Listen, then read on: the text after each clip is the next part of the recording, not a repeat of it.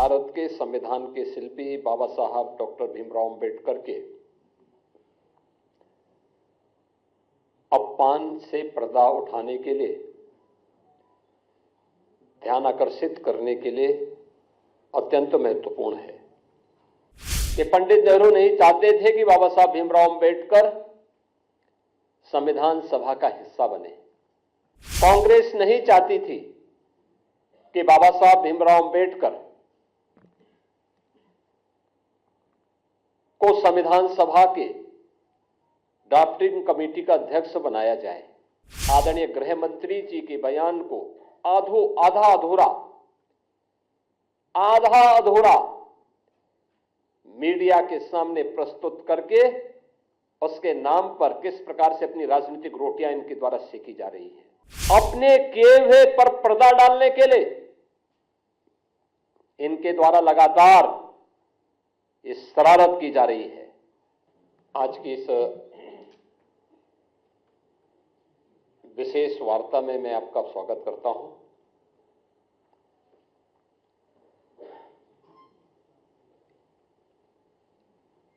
ये press meet Congress और अन्य विपक्षी दलों के द्वारा किए जा रहे अनैतिक और असंवैधानिक आचरण की ओर का समय समय पर इन लोगों के द्वारा किए गए भारत के संविधान के शिल्पी बाबा साहब डॉक्टर भीमराव अंबेडकर के अपमान से पर्दा उठाने के लिए,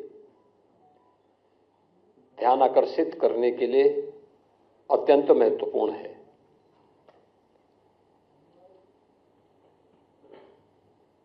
हम सब जानते हैं देश की आजादी के आंदोलन में और संविधान निर्माण के दौरान और स्वतंत्र भारत में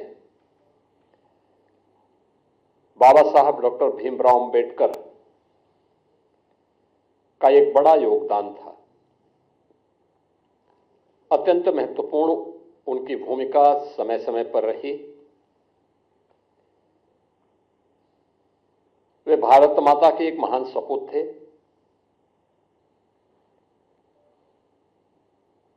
उन्होंने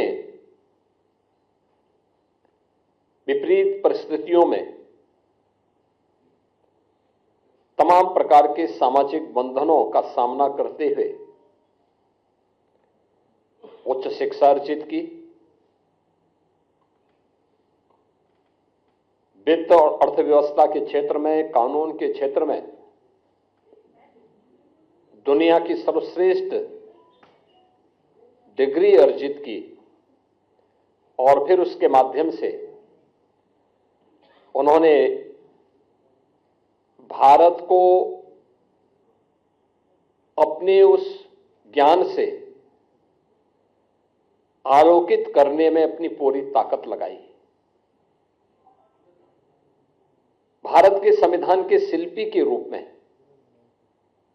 हर भारतवासी बाबा साहब डॉक्टर भीमराव अंबेडकर के प्रति श्रद्धा और सम्मान का भाव रखता है। एक और भारतवासी के मन में बाबा साहब भीमराव अंबेडकर के प्रति श्रद्धा और सम्मान का भाव, बाबा साहब भीमराव अंबेडकर के सपने का भारत बनाने के लिए भारतीय जनता पार्टी सदैव पूरी ईमानदारी और प्रतिबद्धता के साथ कार्य की है।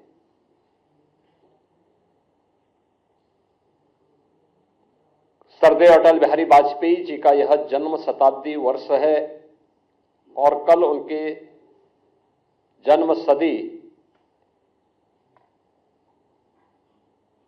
का एक आयोजन भी पूरे देश के अंदर होने जा रहा है।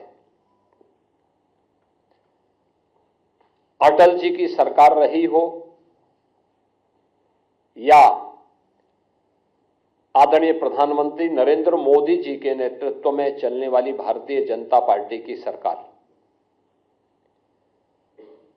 सदैव बाबा साहब भीमराव अंबेडकर की भावनाओं के अनुरूप भारतीय जनता पार्टी ने बाबा साहब भीमराव अंबेडकर को सम्मान दिया, उन भावनाओं को प्रतिनिधित्व दिया और हर स्तर पर उनके प्रति श्रद्धा और सम्मान का भाव रखा। चाहे वे पंचतीर्थ याद करें, बाबा साहब भीमराव अंबेडकर का जन्म मऊ मध्य प्रदेश के जिस क्षेत्र में हुआ था, वहां पर भारतीय जनता पार्टी के तत्कालीन मुख्यमंत्री श्री सुंदरलाल पटवा जी ने स्मारक बनाने का काम किया था और उसका उद्घाटन सरदार अटल बिहारी वाजपेयी जी के द्वारा किया गया। दिल्ली में अंबेडकर सेंटर के लिए भूमि प्रदान किया था स्वर्गीय चंद्रशेखर जी ने और वहां पर अंबेडकर इंटरनेशनल सेंटर की स्थापना आदरणीय प्रधानमंत्री मोदी जी ने किया। दीक्षा भूमि नागपुर में भव्य स्मारक बनाने का कार्य हो या फिर इंग्लैंड में जहां पर बाबा साहब भीमराव अंबेडकर ने उच्च शिक्षा अर्जित की थी, वहां पर बाबा साहब भीमराव अंबेडकर का भव्य स्मारक बनाने का कार्य हो या फिर मुंबई के चैत्य भूमि, ये पंचतीर्थ जो बाबा साहब भीमराव अंबेडकर से जुड़े हुए हैं, ये भारतीय जनता पार्टी ने बनाए हैं और बाबा साहब की स्मृति को जीवंत बनाए रख करके सदैव सदैव के लिए भारत के अंदर वंचितों और दलितों के लिए एक आशा की किरण के रूप में बाबा साहब भीमराव अंबेडकर को सम्मान दिया। आज जो कुछ भी कार्य मोदी जी के नेतृत्व में चलने वाली एनडीए की सरकार के द्वारा किए जा रहे हैं, जिनमें पहली बार दलित और वंचित शासन की योजना का हिस्सा ईमानदारी के साथ बन रहा है, चाहे वह हर घर में शौचालय बनाने का कार्य हो, हर एक परिवार को, वंचित और दलित परिवार को आवास की सुविधा, सिर ढकने के लिए आवास की सुविधा हो, स्वास्थ्य बीमा का कवर देने का कार्य हो, चाहे वह देश के अंदर 80 करोड़ लोगों को राशन की सुविधा उपलब्ध करवाने का कार्य हो, अनुसूचित जाति, जनजाति और अन्य वंचित तबके को शासन की सभी प्रकार की सुविधाओं से आच्छादित करने का कार्य हो, ये सभी प्रधानमंत्री मोदी जी के नेतृत्व में देश के अंदर बखूबी चल रहा है। बाबा साहब भीमराव अंबेडकर इसी बात के लिए सदैव प्रेरणा प्रदान करते थे।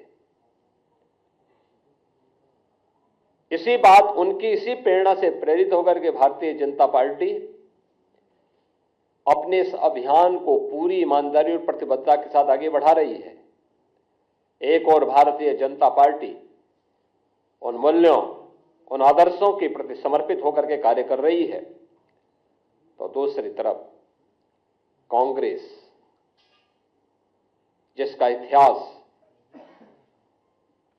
देश के अंदर भारत के दलितों और वंचितों का अपमान करना, जिसका इतिहास तुष्टीकरण के आधार पर दलितों और वंचितों को उनके अधिकारों से पूरी तरह रोकने की एक कुत्सित चेष्टा का हिस्सा रहा है, और दूसरी तरफ तुष्टीकरण के आधार पर देश को विभाजन के कगार तक पहुंचाने का कार्य भी कांग्रेस ने किया। कौन नहीं जानता है कि पंडित नेहरू नहीं चाहते थे कि बाबा साहब भीमराव अंबेडकर संविधान सभा का हिस्सा बने। कांग्रेस नहीं चाहती थी कि बाबा साहब भीमराव अंबेडकर को संविधान सभा के ड्राफ्टिंग कमेटी का अध्यक्ष बनाया जाए, और राष्ट्रपिता महात्मा गांधी के हस्तक्षेप के बाद यह संभव हो पाया। और कांग्रेस ने अपनी कुत्सित मंशा का परिचय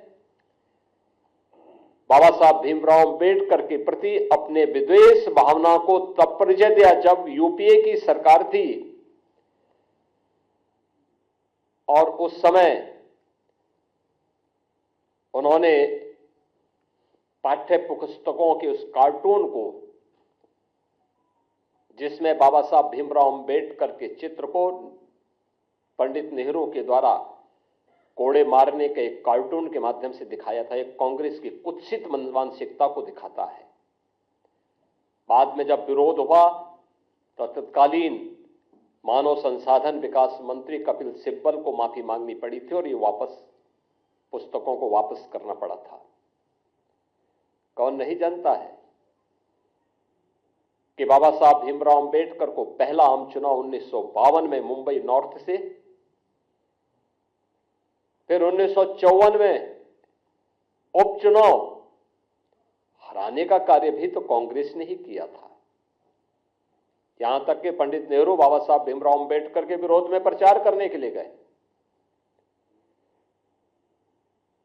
जब वे बाबा साहब भीमराव अंबेडकर भंडारा से चुनाव लड़ने के लिए गए महाराष्ट्र में, वहां पर भी उन्हें पराजित करवाया कांग्रेस ने।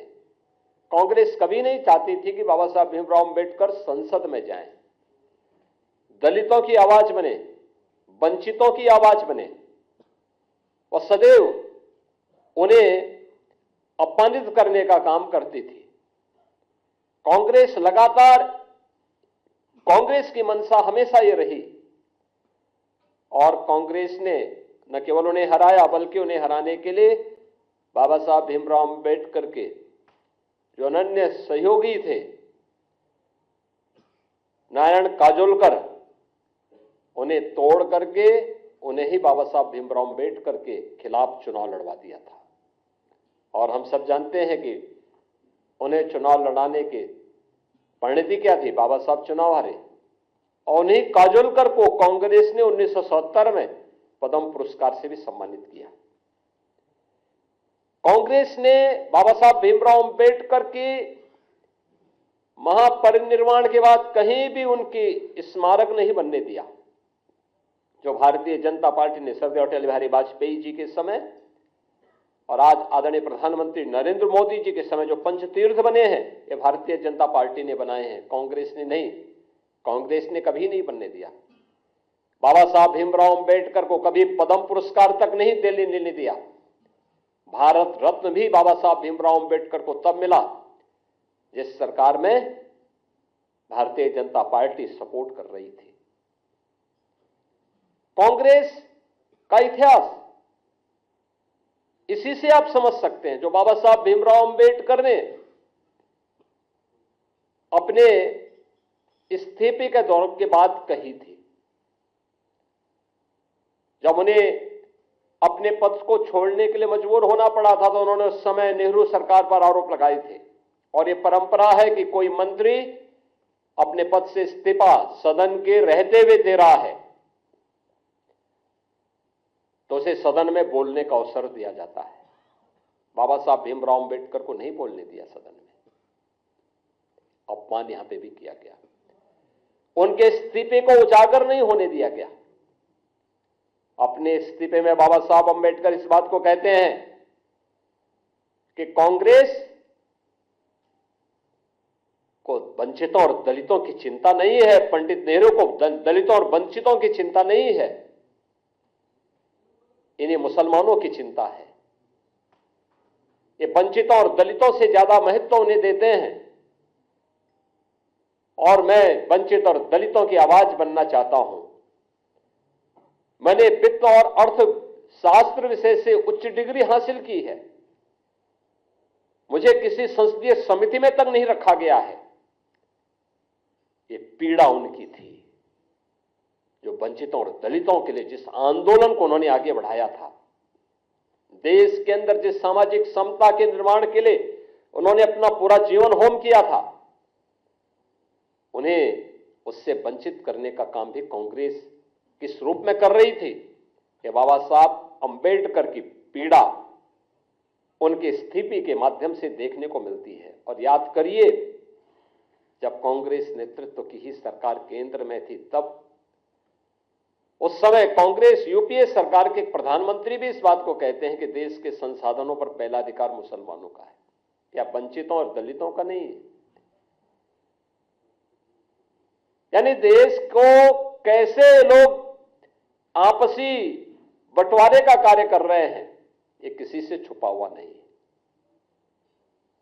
और जो बाबा साहब भीमराव अंबेडकर देश के दलितों और वंचितों को अपमान करने का जो एक काला अध्याय कांग्रेस का रहा है, कमोवेश वही परिपाटी समाजवादी पार्टी ने भी अपनाई है। याद करिए, समाजवादी पार्टी की सरकार के समय 2012 में जब सरकार बनी थी, तो तत्कालीन मुख्यमंत्री ने कहा था कि सामाजिक न्याय से जुड़े हुए जो स्मारक हैं लखनऊ में बने हुए, सबको तोड़वा देंगे। यानी उन्हें सामाजिक न्याय के इन पुरोधाओं के स्मारक उन्हें अच्छे नहीं लग रहे थे, और उन्होंने अपने समय में किया भी। कन्नौज के बाबा साहब अंबेडकर के नाम पर बने हुए मेडिकल कॉलेज का नामकरण हटा दिया, उसे बाबा साहब भीमराव अंबेडकर का नाम हटा दिया। लखनऊ में भाषा विद्यालय मान्यवर कांसी राम जी के नाम पर स्थापित था। वे सामाजिक न्याय की जिस लड़ाई को लड़े थे, समाजवादी पार्टी ने नाम हटा दिया। सहारनपुर मेडिकल कॉलेज के नाम हटा दिया, तमाम जनपदों से नाम हटा दिए गए। ये चीजें दिखाती हैं कि लोग किस रूप में समाज को विभाजित करने के लिए राजनीति करना चाहते हैं। आदरणीय गृह मंत्री जी के बयान को आधा अधूरा मीडिया के सामने प्रस्तुत करके उसके नाम पर किस प्रकार से अपनी राजनीतिक रोटियां इनके द्वारा सेकी जा रही है, इस तरीके से समाज को गुमराह करने का कार्य किया जा रहा है। अपने किए हुए पर पर्दा डालने के लिए इनके द्वारा लगातार इस शरारत की जा रही है।